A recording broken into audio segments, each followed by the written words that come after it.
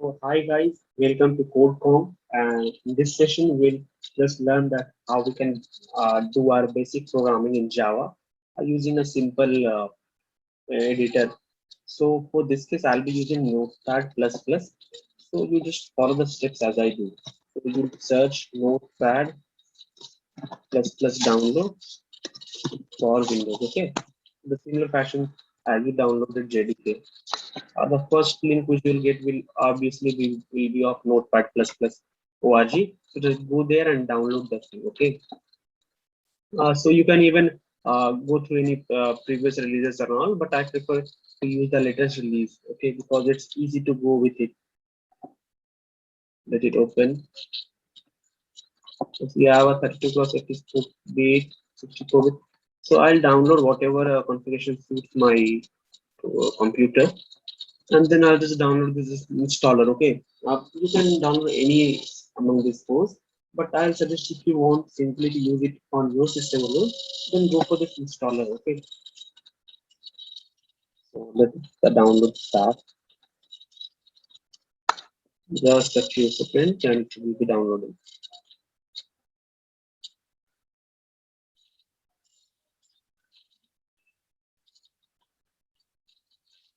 It's done. Now simply just as you usually install a software or thing, it's similar fashion. It's also a .exe file. So similarly, just install this one. Let the download finish first.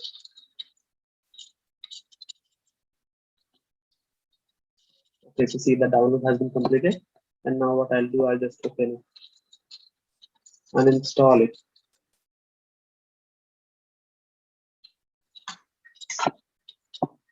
Allow whatever it pops up.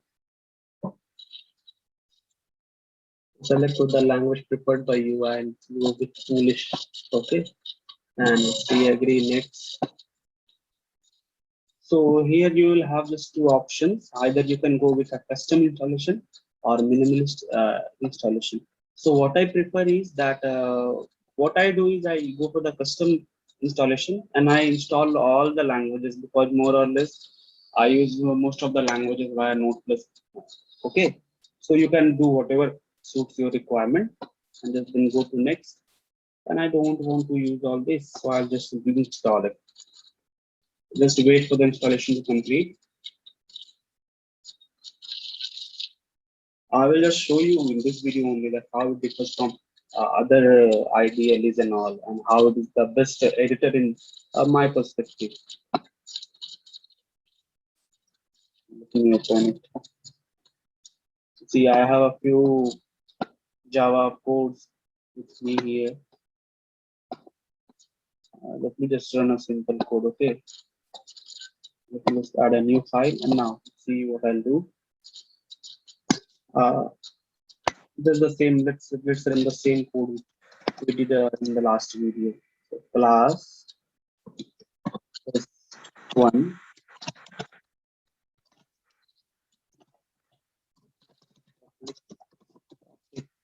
void main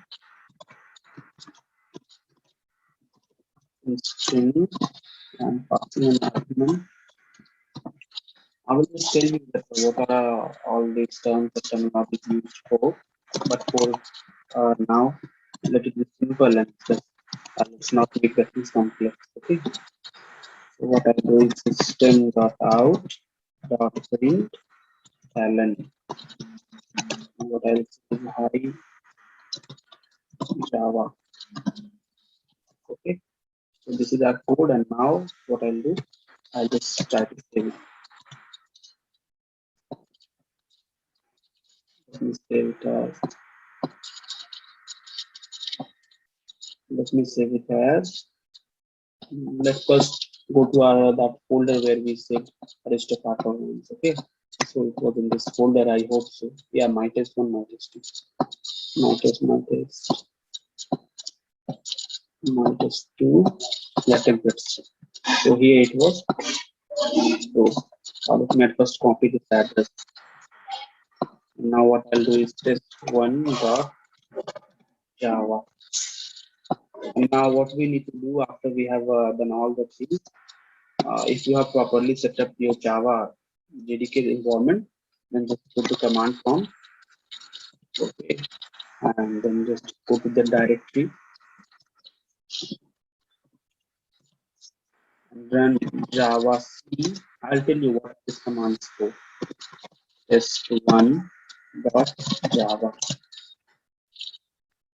Wait for 2 minutes. See, it has been compiled and now it's in Java.